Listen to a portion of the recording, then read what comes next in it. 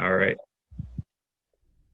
Hello, this is Ross. My guest tonight's Mike Tamburo, multi-instrumentalist, lover of all things musical, longtime friend. We'll be talking about life in these times, his music, and hear some of his music. As you can see, he's got a few instruments behind him, and maybe we'll get a chance to hear some of these. Anyways, this is Mike. Hello, Mike. Hey Russ, how's it going? It's good. It's going all right. So as you can tell, this is my first interview ever with anyone, and I'm so glad it could be Mike, maybe the most laid back person I know. And yeah, thank you for being here. It's my pleasure, Russ. It's nice to see you. Yeah, it's good to see you. Um, so what are we doing here? What are we doing here? Well, we're gonna try to coax some sounds out of you, Okay. uh, both spoken utterances and also um, such things as gongs and maybe something unexpected. We'll have to see. All right. Well, I will try my best to make it a memorable experience for you all. Yeah. So as the host, I should probably try to provoke some sort of spoken utterances. If you wish. All right. So life in these times, what's happening? What's going on? Uh, Like, well, on a whole, I'm not really sure. I think a lot of people are confused, and I'm amongst the confused right now. It's difficult with all of the conflicting information. yeah, Who the heck yeah. knows what's happening? Um, and so I'm with my family right now in Pittsburgh, Pennsylvania. And prior to this, I'd been traveling and living in my van and uh, playing concerts and doing workshops where I would allow people to play instruments and then give various insights into playing the instruments.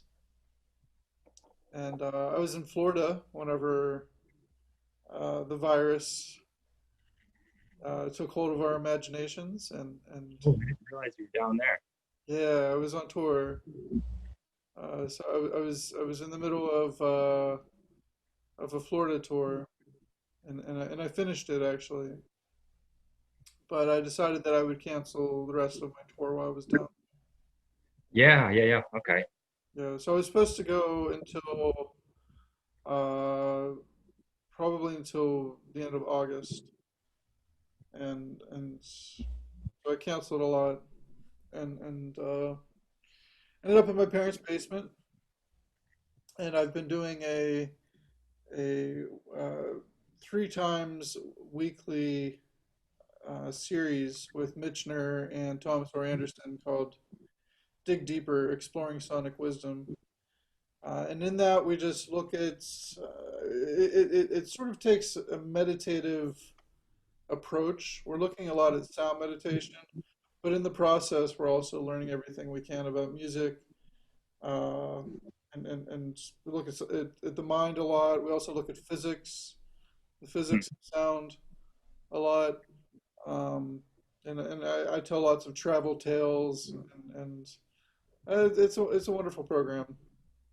I enjoy it. Working with Mitch and Thomas has been interesting. Uh, but I learned so much. It's almost like every time I get on the show with them, I learn something new.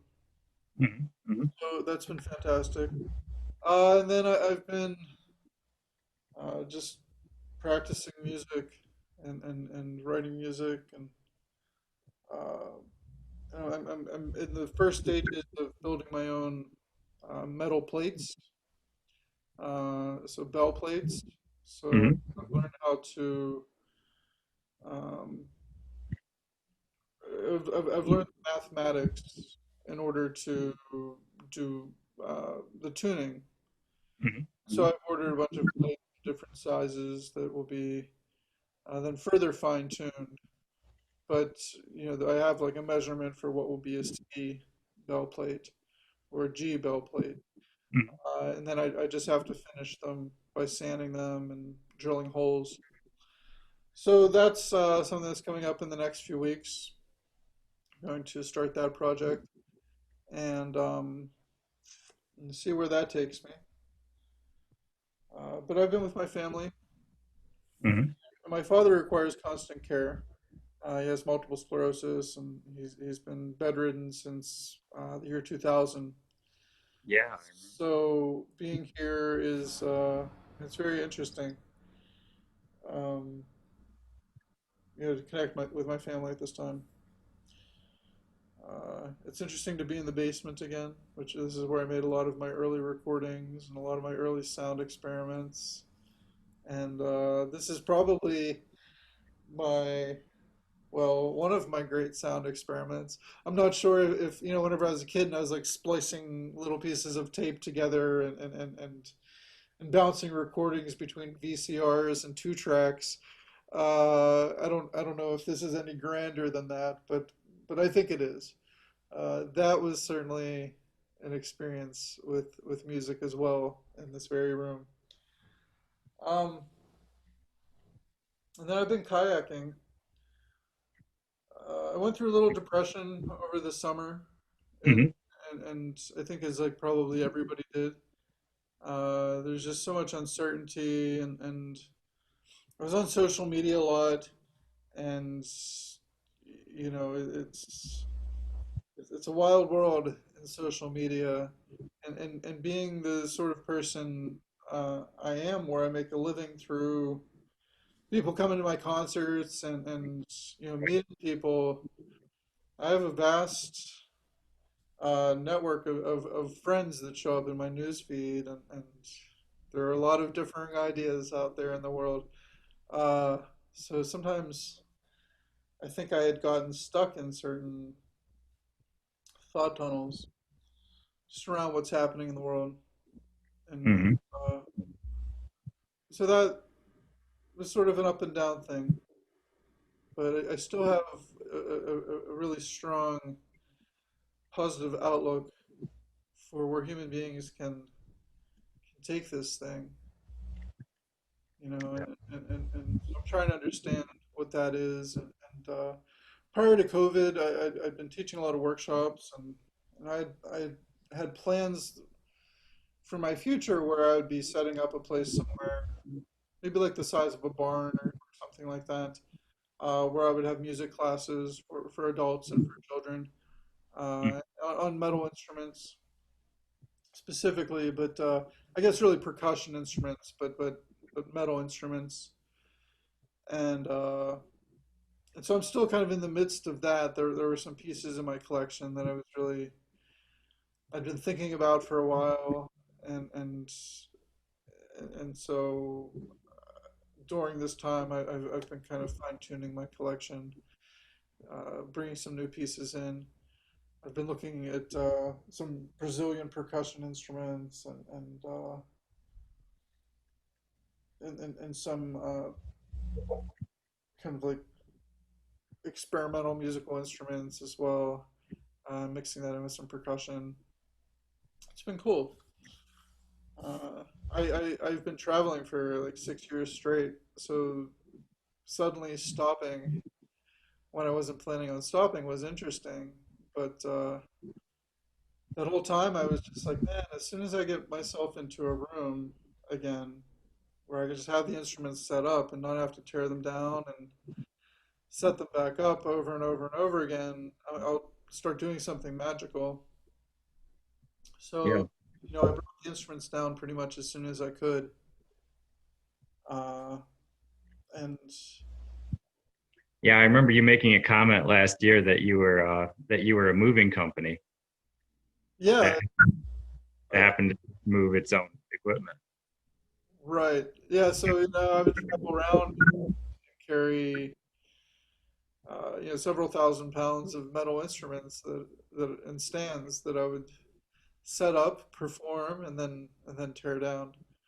And I did this over and over and over again. It was some Yeah. form of who knows what, part service, part insanity. Uh, but I had this. I guess I've always known it, but in 2007, I truly had this epiphany that you know how potentially healing music could be for an individual. And I think that I had already known it because I was always with music, but I had such a like a, I had an experience that's changed my life emotionally and added a lot of depth into my understanding of myself and my understanding of other people. There was like this hardness that I think I'd been holding on to just from my upbringing, being in the Rust Belt and being an artist in the Rust Belt and Yeah, right. me against the world sort Yeah. of. And I was playing the hammered dulcimer, and just something swelled up within me, and it was just like my heart cracked open, and I let go of um, a lot of anger, and I let go of a lot of hurt, and my life really changed. And so after that, I started viewing music differently, and I'd already viewed it as something to dedicate my life to, but Yeah. I understood the potential benefits for people in their own processes. Um, and mostly I was looking at this for emotional healing, and then also for and really self healing, I guess is what we're talking about, creating like a soundtrack for somebody to have some kind of experience, which could be self healing. Um, I really started considering the therapeutic benefits of sound. At the same time, previous to that, I'd kind of become obsessed with the harmonic series and with um, I guess a lot of my understanding of the physics of sound at the time, and I keep learning more. Like there's a lot to understand. So it's always building. But I was really attracted to instruments where the overtone series was highlighted, or to tuning systems where the harmonic series was highlighted. And I think that brought me to toward the gong, which is an instrument that's outside of the harmonic series. Yeah. It's inharmonic, and so it follows a different mathematics, and it follows kind of a different way of looking at time, and how uh, timbre and frequency of this instrument can change over time. Well, it's not that the frequency is changing, but more and more frequencies are building. So you get layers. Mhm. Instrument that really works in layers. And I had a lot of epiphanies early on with this instrument around how it could be used. And mostly it was just for myself at first, how I was using it for my benefit. And then I started playing for my father, and I started playing for friends, and Mhm. just sharing it. And it really, it's a wonderful tool for communicating uh, things that can't be communicated. It's a wonderful tool for experiencing the ineffable, uh, alone or with groups. So eventually I started bringing large groups of people together and listening to uh, this gong music and this metal percussion music, and we would have meditations. It was sort of a different kind of concert. I remember I was thinking earlier today that in I think it was 2013, I had made a very conscious decision that I didn't want to play in bars or clubs anymore. Mm, And you know, I've spent a good portion of my life on tour playing in clubs and playing in bars. And I realized like at that point there was a certain kind of listening that the music that I wanted to really share with people, there's a certain kind of listening that was required in that. And so then it asked for a certain kind of space as well. And so I started considering the types of spaces and the types of listening that that I wanted to go along with my music and really explore that. And so I started getting into situations where, um, yeah, I was already playing in yoga studios, but where I only started playing in yoga studios or galleries or places where it was quiet. And so that then you could really listen to all of the nuances and the subtleties of the instrument. And when you listen this way, it's kind of like you go on a journey, and mm-hmm, it's very similar to dreaming hmm. in a lot of ways. And uh, Yeah, and I think yeah. I've gotten really good at navigating that kind of space over the years. Mm. Um, Something else that I've been very passionate about has been community music making, and you know, from the time that we knew each other, where essentially there was a lot of artists living together and Mm. around each other and creating together. I also had a project in the late 2000, late 2000s, 2008, 2009, I think, where I was building instruments with children, mostly Oh, mostly out I of missed it. recycled material, and uh, and we were using Bart Hopkins books Uh-huh. Yeah, and yeah. making a lot of different designs and instruments from those books. Um, that got me really interested in teaching music to people, but like in another way than maybe how I was taught music theory or anything of that nature. Uh, at first, I thought that approaching music from a philosophical or meditational perspective would be the way to go, and I think that's a part of it. But I got kind of tuned in, I think, really deeply on those aspects. And then at a certain point, I got really like reintroduced myself into the science of things. So, you know, those were two elements that started coming together. And then I realized I really wanted things to be fun, and that was actually the most important part of it was that it really needs to be fun, and that changed my life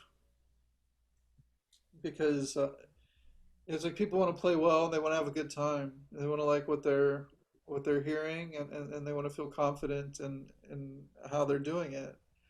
Yeah, yeah, yeah. It was with the healing aspect. Yeah, so as a player, I started really um, focusing on what are the basic elements that are making me sound the way that I sound, and then as a you know, facilitator or teacher, I think I developed a language that would allow people to understand what was happening with the instrument and play it well. Hmm. So things kind of shifted at a certain point. But the gong is one of these instruments that you know, like they say, through one thing you can learn 10,000. Uh, For the sure. gong is like that, you know, and so it's an instrument that invites you to look at you know, consciousness. It invites you to look at physics. You know, it can take you down so many different um, uh, paths of physics, from understanding resonance to understanding how sound moves through a piece of metal to how sound moves through the air. um, to room modes, to you know, it's almost limitless. The swing of the instrument, the Doppler effect, as it swings back and forth. The more aware I could become of what's happening in the room, the better. And so it's been really interesting. I've had to look at psychology and trauma and understand how to serve people who are going through trauma or who are releasing trauma. That's been quite a process, and I'm still learning it because it's honestly it's like a case by case.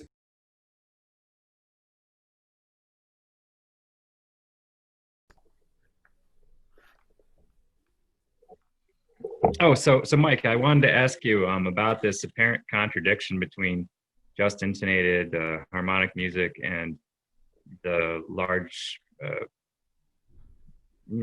disproportionately large, it seems to me, use of metallic instruments, metallophones that are inharmonic. Um, is this just a balancing of different things? One harmonic thing to go with something that's not, or what?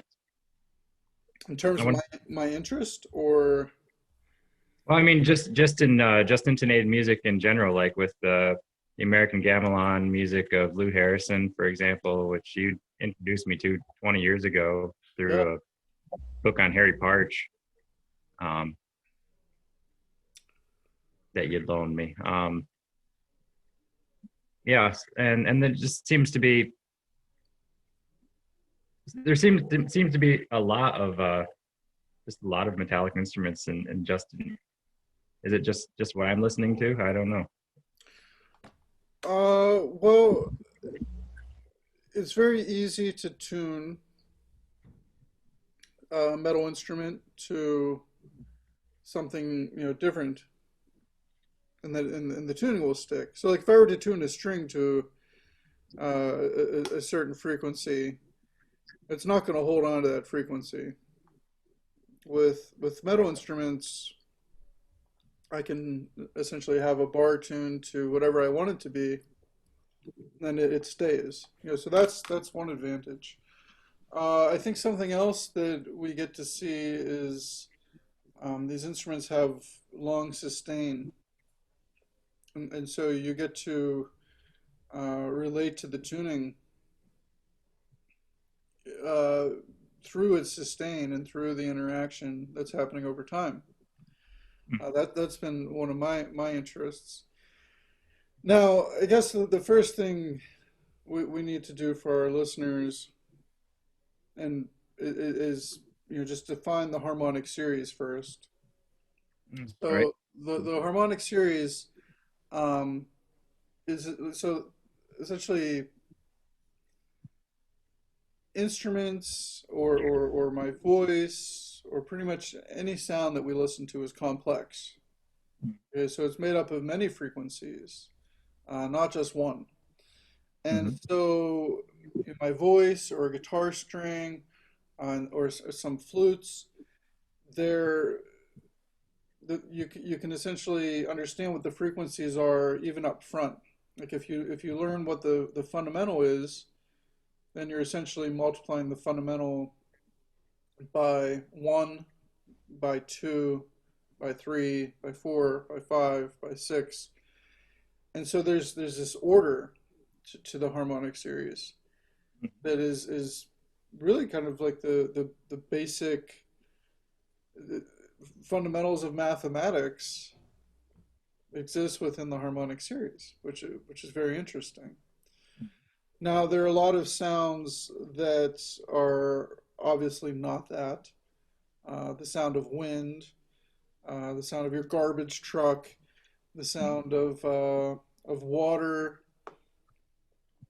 the sound of a waterfall has like every frequency.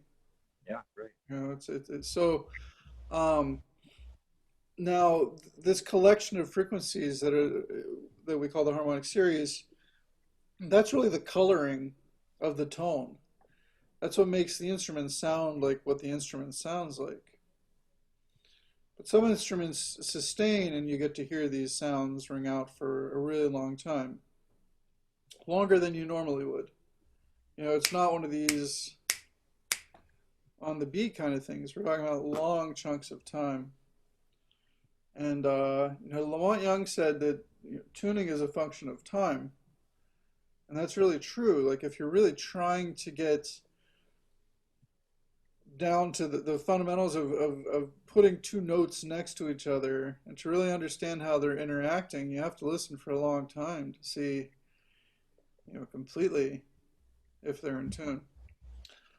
Um, so now we're going to talk about temperament. Oh wait, Mhm. no, actually, so let's first then talk about an instrument like a gong. So when we think about a gong, the gong is a circle.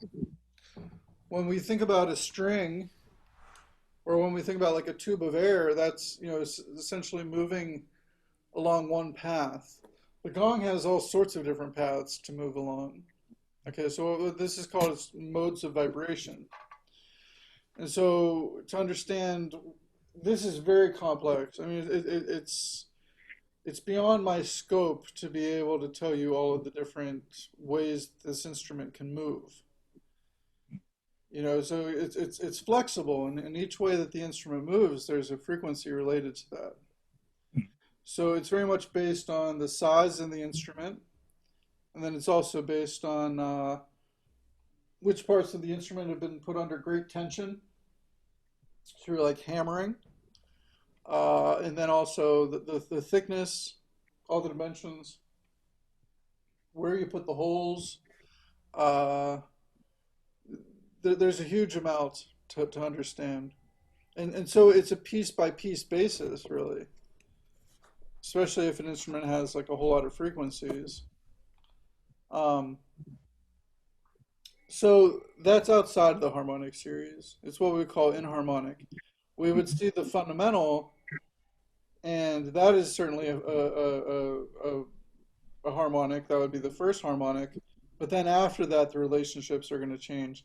And even a lot of times we'll see something like what we would consider to be the octave, which would just be the fundamental multiplied by two for the next octave above. Um, what we start to experience is the ear playing tricks on us because the math is often something like fundamental multiplied by uh, 2.1 or 2.12 or whatever it is based in order to get that. And this is where I start to leave my my comfort zone and talking about how all of it works. Mhm. But it's a different math, and I think psychologically speaking, I think that humans, I think these sounds affect human beings. These sounds affect human beings in different ways than just, uh, like say, the sound of a string or the sound of a voice. I'm not saying Mhm. one is better than another. I just think that they're different. I think Sure. that we're less likely to understand what's happening with a gong than we are to understand what's somebody's singing or what somebody's playing on guitar, unless they're doing some kind of really experimental extended technique or lots of electronics or something like that. Um, the gong behaves in quite a different way. And so it's really interesting. It's really it fascinates me, and I've actually kind of made it a point to get around as many different pieces of metal as I can, and specifically tuned metal as I can, so that I can get a better understanding of what's really going on with tuned metal, and specifically gongs. But I also love plates and all sorts of different things made of metal. Um, but the gong is an interesting tool. Um, Now, let me go back into our conversation a little bit. Now, we have the piano. So now we're going to talk about temperament. So we have something like the piano, which breaks the octave up into 12 parts. Okay, now you could actually break the octave up into however many parts you really want to. I could break the octave up into 5 parts, and so then I would have 5 notes in my octave. Or I could break it up into 31 parts, or 22 parts, or 49 parts. And so what you start getting are these interval relationships that are closer and closer together. Harry Partridge described this or at least his interest in this, as trying to understand how we speak and the musicality of how we speak and the microtonality of how we speak, and that we have these slides. And if my voice was jumping from note to note to note to note, it would be kind of mechanical sounding. He was thinking about all these spaces in between, and I've had a lot of interest in that as well. So what I started to first get super interested in was the difference between consonance and dissonance. And so, what does consonance even mean? So when you're breaking the octave up into 12 parts, doing equal temperament, they're essentially equal parts, but that's really not how the harmonic series works. Hmm. So we're essentially moving some pitch relationships around so that we can change keys. And there's sort of been this acceptance of a certain amount of out of tuneness still being in tune, Yeah. and which is really interesting. And you'll see this specifically with like the major third. If I were to do, well, pretty much like every major third, I hear there's beating. Hmm. I'm not saying that one is better than the other. Don't get me wrong, but I'm just saying that there are different ways of being able to work with the octave that do include 12 tone equal temperament that has all sorts of great music has been written, and I've written some of my greatest music in that temperament. But Yeah. but what we want to really consider is now beating. So whenever something is not quite in tune, so I play hammered dulcimer, Hmm. which essentially has each note has 2 strings, and so I have to tune those 2 strings until there's no beating. So it's Hmm. just like essentially they're both behaving the same way. They have the same, pretty much the same tightness because they're next to each other. And there's very little, um, whoa whoa whoa whoa whoa whoa whoa sound. That's what I'm talking about when I'm saying beating. Um, Now, whenever you go to play like the third on the piano, you'll hear beating, and this is just like based on where one note is in relation to another. Now, I could actually create a different kind of third that is more harmonically based, and I would essentially take the fundamental, and then I would multiply it by, what is it, 5/3 for the third, Yeah. and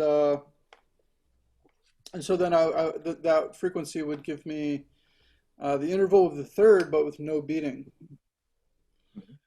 And so that's something that's very different. And so my idea of consonance started to really go towards, is there beating or is there not beating? Like that was like sort of an extreme. But then compositionally speaking, I could use beating as well, so I could bring in dissonance into the conversation. I don't think you'll be able to see me, but just real quick, I'll give a quick example of this.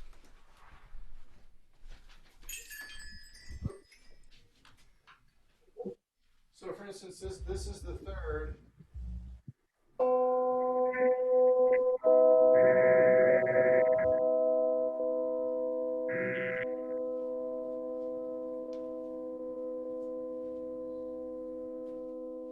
You'll hear these sounds really line up. The only reason there's any fluctuation in the tonality is because they're on ropes and they're moving Mhm. just a little bit. So this is something that's very in tune. Um, Now let's look at the second. So this would be fundamental multiplied by 9/8.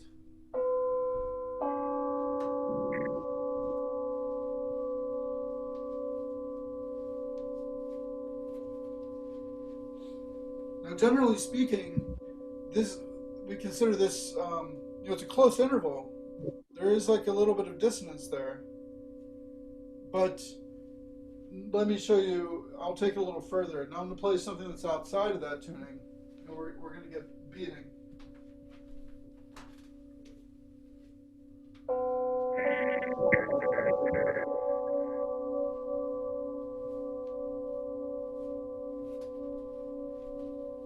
Hopefully, you can hear some oscillation.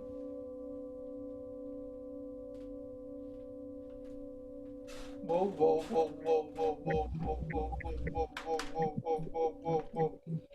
So there's a rhythm happening now, and the rhythm is really happening in um, in the tuning relationship. So we have like a really close interval that's creating that beating. It's a 3 hertz pulse. Um, so hertz is how many times. That's how we measure frequency, and Yes. frequency is essentially how many times something is vibrating per second. When we're talking about sound, frequency is how many times it's vibrating per second. Mhm. Um, so there's a difference. I think one of the instruments is 568 hertz, and the other is 565 hertz. So there's like a 3 hertz difference between these two instruments. So I started to really consider consonants, and then also creating this situation where I could calculate dissonance, or I could calculate like how out of tune something was from being perfectly in tune, and that I could create rhythms out of that that would be apparent over long periods of time. So I started working in layers between gongs and then these different types of plates, and just stacking them on top of each other and creating these really, really dense chords. That became a major interest of mine. Um, so I think that I'm leaving part of the question hanging though. Um, so then we could have tuning that's based on the harmonic series. We could have tuning that's just based on whatever ways you can break up what we would call 1200 cents. So you have 1200 cents in an octave, and so there's a lot of different ways to set this up, and so there's essentially 100 cents between the equal temperament semitone. Mhm. So from one semitone to the next, that's 100 cents. Now I could change that into quarter tones if I wanted to very easily by essentially having something every 50 cents. Mhm. So instead of having 12, I would have 24. That'd be right, 24, yeah. And but there's a lot of different ways to break this up, and then based on how much beating we want, it's going to be different from one note to another. Um, this just came about through time, and there have been lots of different temperaments over time. There have been lots of different tunings over time. But when the piano and the harpsichord and the clavichord hit the world, and people were writing music specifically for these instruments, it became really popular. I mean, the ability to be able to modulate through different keys, through equal temperament, really created a new kind of music, and it allowed for a lot of complexity, and allowed for a lot of counterpoint that didn't Mhm. exist before, or not in that way. that it led to. You know, the piano is a pretty amazing instrument.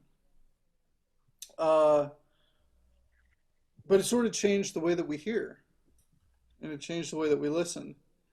Just because we're listening to these interval relationships that are not, uh, they're different than like how a string behaves. Uh, they're different than how the voice behaves. They're different than how the ear works, actually. Um, and so you already have sort of like harmonics happening within a somewhat inharmonic system, which Yeah. is that temperament. But I had a lot of interest around gongs in tuned metal, where essentially the fundamental would be in tune, but then all of the other overtones really would have their own relationships. And so when you play two notes next to each other, you get difference tones and you get combination tones. So you have like difference tones, which is the difference between the two sounds. So, like what I had mentioned earlier, I had two instruments that were 3 hertz apart, or I could do this as like seven hertz apart, or 10 hertz apart. Um, your brain picks up that space. Your brain is always picking up the space between the intervals. Mhm. Um, so it creates difference tones, which would be here's the beating, and then it creates these additive tones where it actually the brain adds the two notes together and also hears that sound as well, along with the individual sounds. So like if I play two notes together, you're hearing like each note and then you're hearing them in combination with each other. And Mhm. uh and so the brain processes, pretty much all of those spatial relationships, what happens to them when they're added together and what happens to them when they're subtracted. It's pretty amazing. The fact that we can understand music at all as being music is really amazing that our brains do this and that Yeah. we're able to process it. It's fascinating to me. So I'll start to step out of my comfort zone in terms of talking about temperament here, but there are differences. And the main thing to understand, I guess, out of this is that there are just a lot of different ways to break up the octave. Mhm. And and and uh, and you can do it with math. I mean, all of it is done with math, but when we're looking at equal temperament, you're having to do like square rooting, and uh, I actually haven't tried to sit down and look at the math for equal temperament really, but I have looked at just intonation, and it's very simple, and it's beautiful. So that's essentially a lot of these instruments. I wanted to uh, essentially have a drone that would be played on one of the gongs, and then I took the frequency of that drone and I created a just intonation tuning system around that. And it was just the most basic one. You can type in on Google, what are the ratios for just intonation, and it will show you exactly Mhm. what I'm talking about. And so that's what I did. And I did that with a number of different instruments. And I actually did it twice. I had sold off the first set of instruments because I wanted something to be slightly different. And then I had another set of instruments made. Um, so that's been a huge interest for me. Um, and something that started to develop over time is I was doing these classes, was having lots of gongs and metal instruments played together by people at the same time. Now, when we think about the elements of music, what makes up a musical experience, I mean, we could say probably hundreds, but we definitely say tone, we could say rhythm, we could say space, um, we could say duration or time, we could say listening. I like the idea of breaking music down to its fundamental parts and then learning it like that. So I was like, what if I could have a situation where all of the notes work? Like there are no bad notes. Mm-hmm. in parts of my collection. So like I would just like view parts of my collection as being like, okay, there's not a bad note. Anything you play is going to work out. And so, with playing with people, if you take out the ability to make a lot of mistakes, it gets easier. It takes off some of the stress. So, Yeah. in terms of like the tone or the note, that's chosen. It's already stamped into this piece of metal. So it's something somebody made or well, yeah, somebody made all of these things, but it was already there. Some things I bought and the tuning is what the tuning is, and then some of the instruments that I have. I had the metal maker do a specific tuning. Um, so lately, I've been thinking more and more about percussion music and just how wonderful drumming is, and how wonderful it is for people to meet up in rhythm. And that's a lot of my interest is working in kind of like rhythmic layers. So I have different timbres of instruments working in different different layers. Timbre being the like a tone quality. So like different qualities of tone working in rhythm in different layers. So something that I've been recently working with has been a lot of these tuned instruments. Now I'm actually putting several different types of instruments together right here. And none of these did I have tuned. What we have up here, this is called the allophone, and they're tuned at equal temperament. I'll play. I'll just play a C major scale.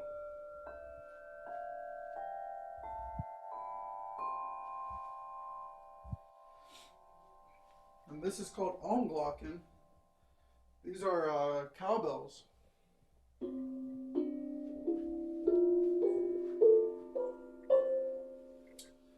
Um, Now these are incredibly heavy.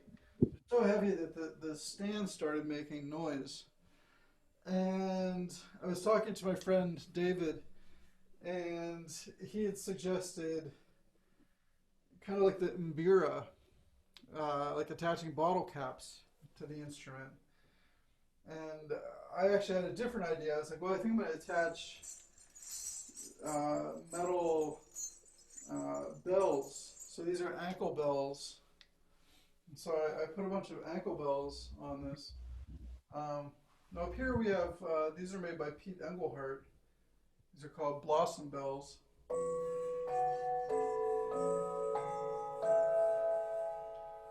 So what you're hearing is not just the sound of the bell, but you're hearing the whole stand move, and this whole stand is moving. Like so, if I'm not playing anything and I'm just moving the stand, I have all of these different sounds. So this is sort of an instrument on its own now. Then this spring instrument, these are made by Pete Engelhardt. This is called the satellite drum. That spring is always going. So it's like sort of like this sympathetic rattling vibration that happens by having all these springs being around and attached to all this metal. So that's kind of been an interest. So recently I just got these Pete Engelhardt instruments that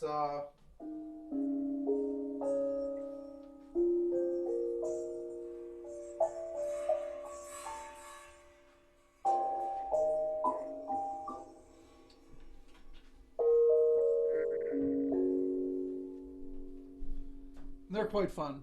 And they're sort of based on like a cowbell or the agogo bell in Brazilian music. And he's tuned these very nice, and they all go together. And I like the fact that whenever I go out in the world, I'll be able to give somebody just this section that they can play. It doesn't all have to be just on this stand, but I can break this whole thing apart. Um, so then I've been mixing that with drums.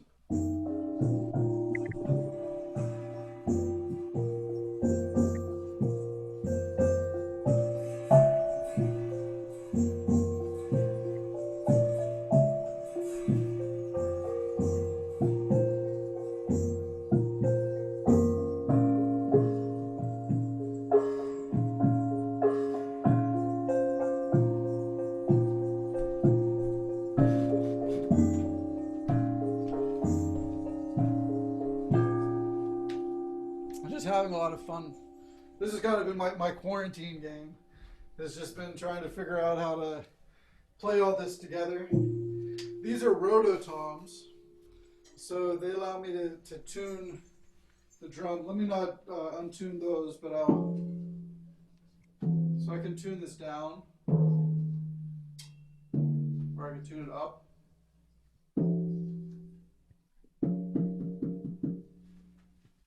And so I sort of have a relationship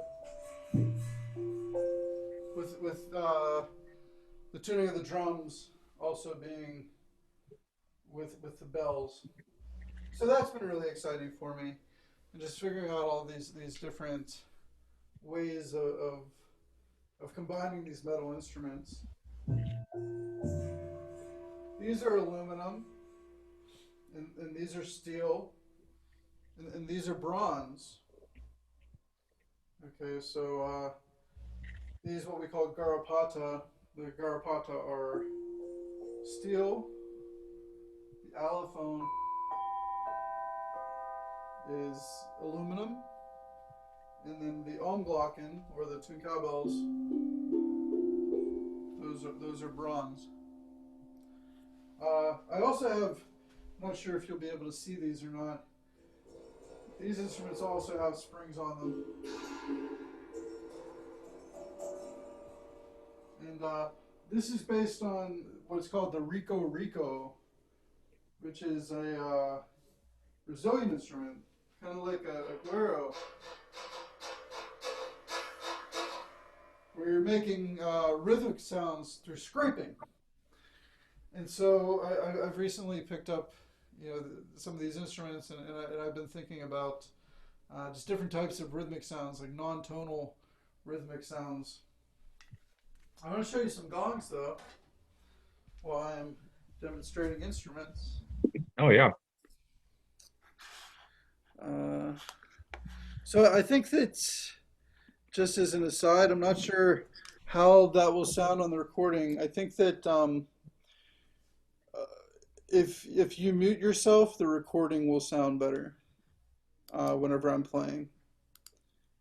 So it'll kick in some noise cancellation if you're unmuted. I don't know if that makes sense or not. Oh, I should mute myself? Yeah, when I'm playing the instruments, you should probably mute yourself. Definitely. All right. So I have a number of gongs down here. This is my favorite gong. This is a bronze wind gong, and this is 44 inches. And I'm going to play it right now with a friction mallet. Okay. Excuse me. Start out a little fast there.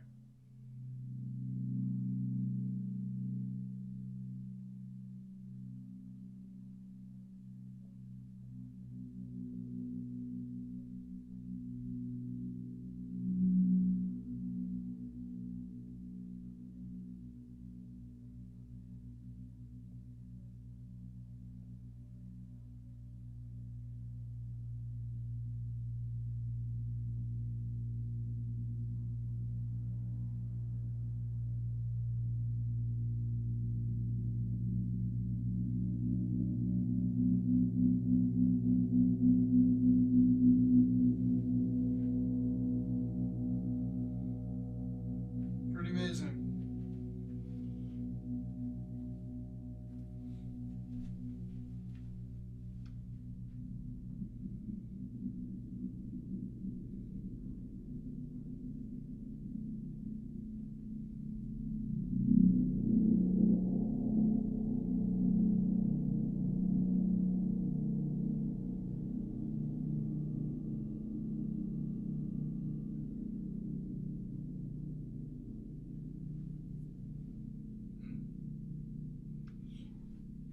So this instrument is made of bronze.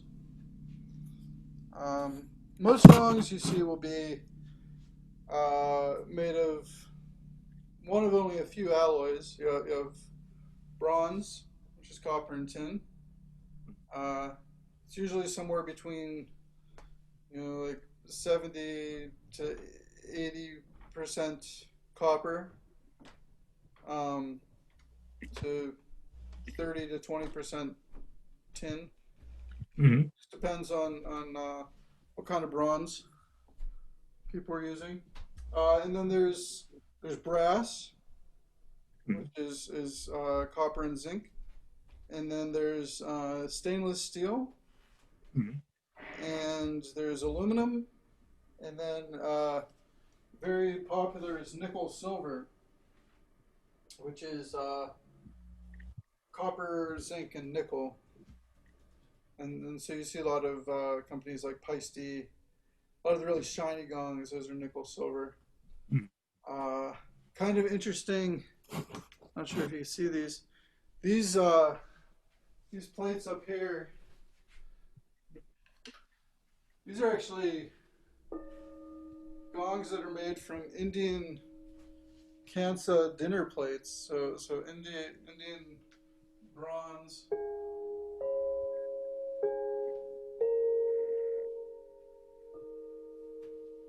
Those are the oldest gongs I have. Those are like from the late 1920s. Oh, wow. Yeah, and Yeah. they were plates before. And somebody just drilled a hole and a couple holes in them, and now they're very old gongs. It's kind of amazing. Those are Uh, beautiful. Makes sense. so I've gotten really interested in gongs from different parts of the world. Uh, Chinese gongs, Thai gongs, German gongs.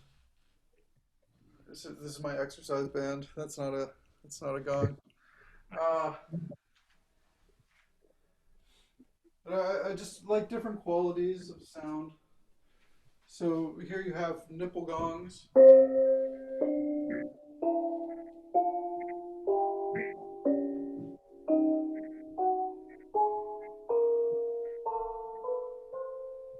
Forget how I put that all together.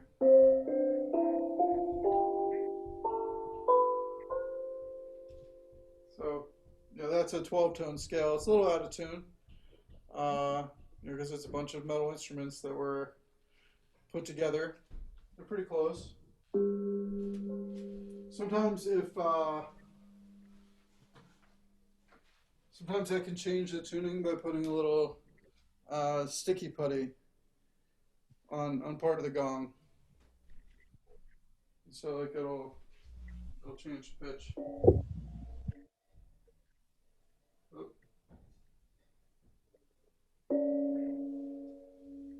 more. Let's put that whole on. A little flatter.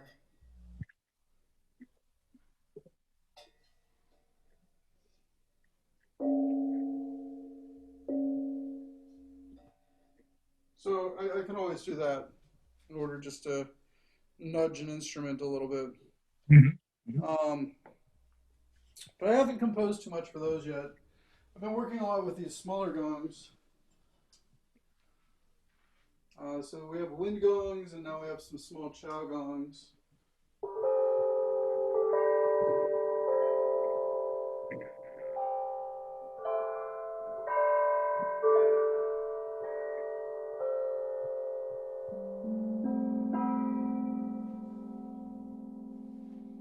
So wind gong is generally flat. A chow gong, this is sort of like the classic Chinese gong. At any size, you have center little bullseye, usually a very rigid rim. I'm starting to meet a lot of the American makers and some of the European makers, like through Facebook. Um, but yeah, I still have a lot to learn. I'm just starting my journey into making metal instruments now myself. But every alloy sounds a little bit different, and then you have like the size is certainly going to have an impact on the sound. I have a chow gong upstairs that's 48 inches. It's like the same instrument that is that instrument, but that instrument is 5 inches. So yeah, that's a really low shake your body Is to the that core. your lowest is that the lowest frequency gong that you have? The 48 and the 48-inch chow gong? Yeah, Okay, because I think I remember you playing that in Aurora, New York, and it really just I could feel the waves and the floorboards coming at me. It's incredibly deep, rich sound yeah, that's as much as heard. yeah. That and then also the 44-inch gong I had right next to it. So I was probably playing them in combination with each other. But for myself too, as I started getting these instruments that were were really big, I started feeling the vibration a lot stronger, and then also my sense for the sound field started changing. Um, for instance, with most smaller instruments I have, I can turn my head and hear something else beside that instrument.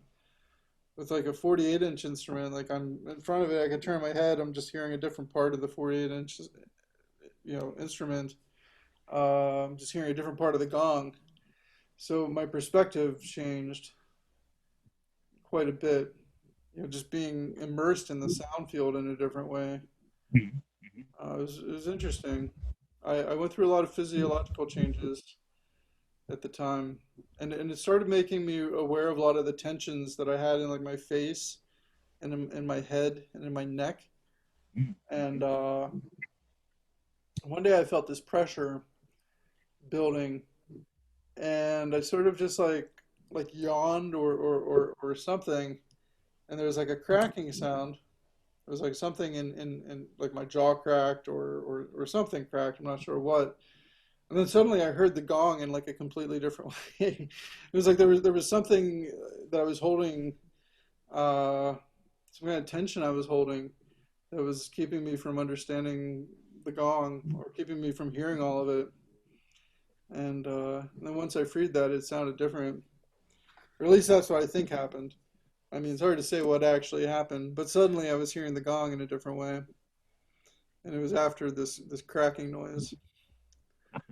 So, so whatever that is. I hear that things enter through the cracks. Yeah, a lot Hear of the times crack. they do. Yeah. That's how water destroys houses, right? Yeah.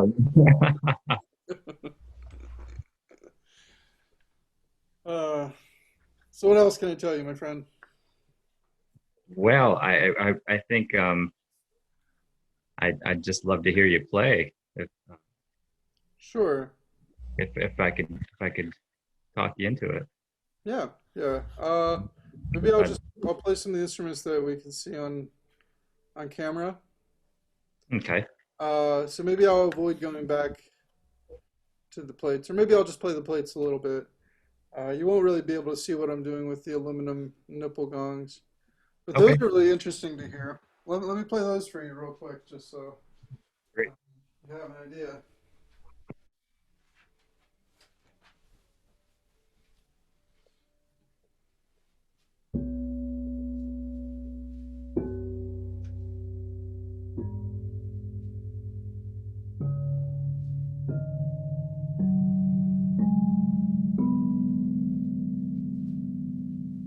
Those are very cool.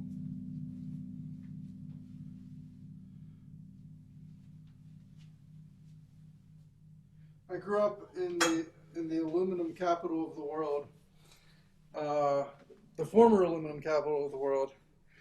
I think it stopped being the aluminum capital of the world by the 80s.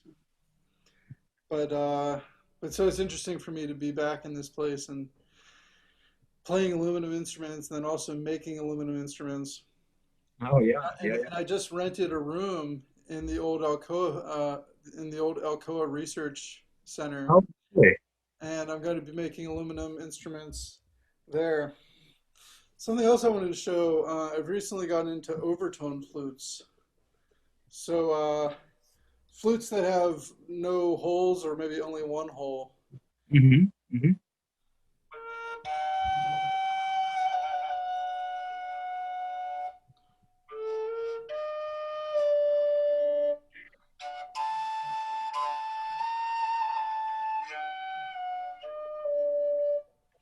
So I'm changing notes by changing how much air is coming out Mm-hmm. of my mouth. Um, there's only one hole, and some of these, let me see if I have, thought I put the cork here somewhere. Nope, nope. I could actually cork this so that I would only change the sound from the bottom. I don't think I'll be able to do it. Well, I guess I could.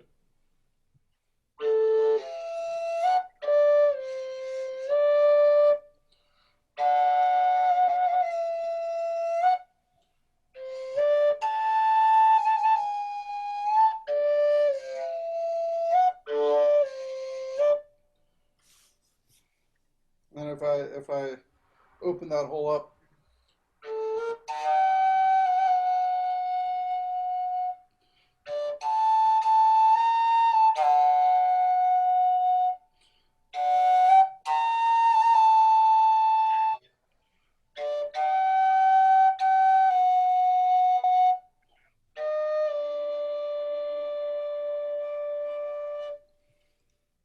it's really fun.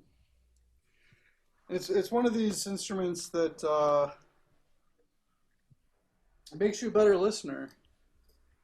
You know, all these types of instruments, the metallophone type instruments, you know, to kind of go back to your early question, um, they teach you about listening. That's the main Mm-hmm. skill as a gong player that you need to develop is your ability to hear all these different frequencies and then to make some decisions around them. Um, so the more you can hear, the more you can understand within the soundscape that the gong is producing, the more you can change and adjust the soundscape. It's kind of amazing. All right. So, yeah, I'll be happy to play for you a little bit. All right. All right. Excellent. Move myself around the uh, the room. Maybe I'll start out with some droning music. And how long do you want me to play? However long you feel inspired to play. All right. Well, you know, I'm in a house with a few other people, so I'm not sure if they'll start making noise or not, but I'll do it until it feels right. Okay. All right. All right.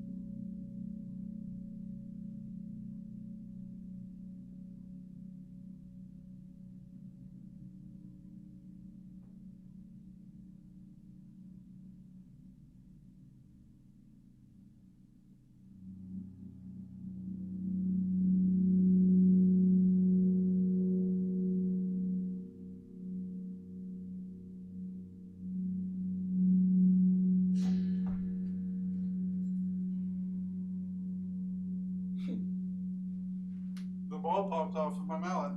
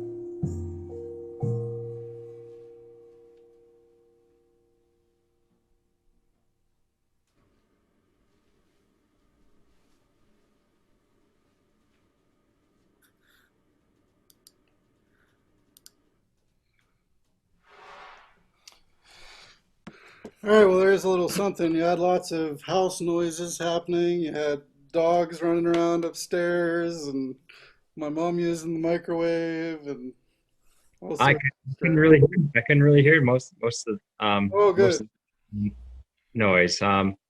Man, I really love that last segment. That was incredible when you switched views and moved over to the rototoms with the assortment over there. Yeah, That was really incredible. that's what Yeah, I'm working on lately. That was not my best rendition, but it was a rendition. I'm having a good time with that. Like, I feel like it's where a lot of my music was really drony uh, yeah, previous to this, and there are still drone elements going on over there. But there's also something kind of dancey and fun that's and definitely the groove, man. yeah, yeah. I lost the groove a couple times. Just I haven't played on camera with this thing yet, so I'm still getting used to it. In it first here, What's that? Yeah, you're getting it first. I mean, I've heard it a little bit in my class, but not really. You know, in the class I was like kind of demonstrating the instruments. But I feel very honored. yeah, yeah. So, you know, it's I'm in a learning phase right now still. And even in terms of like where the distance is, you know, for my hands to be. Mhm. And I've been adding new instruments in there, and it's been fun. It's been a lot of fun. Yeah, Yeah, well, man, yeah. Thanks so much for joining me here. This has my been pleasure. yeah, I hope everybody at the library finds it useful. I do a course called Dig Deeper, Exploring Sonic Wisdom. We're on our sixth season right now. You can get all past seasons online. And then my personal website is soundseternal.com. oh yeah. Soundseternal.com. Yeah. I've So I haven't been doing too much on the website. I've just been mostly focusing on teaching and keeping my sanity. But you know, yeah. it's all there's lots of things happening in my head. I'm not There's sure a what the future is going, but yeah. uh, but like I Yeah, said, I feel positive, and I really want to be you know, somebody that's helping push humanity forward. Hopefully, for sure, you for know. sure. But I think that I'm trying to understand what to listen to right now in terms of a lot of other voices out in the world that maybe know what's going on better than I do. But I think that once things are moving forward, I'll make the soundtrack. Very good. Yeah, I look forward to it. Awesome. Well, I Yeah. thank you so much, Ross. Thank you so much, Mike. Thank you very much, man. This has been great. My pleasure. All right. Well, I'll see you in the future. Okay. Yeah. Yeah. Have a good night.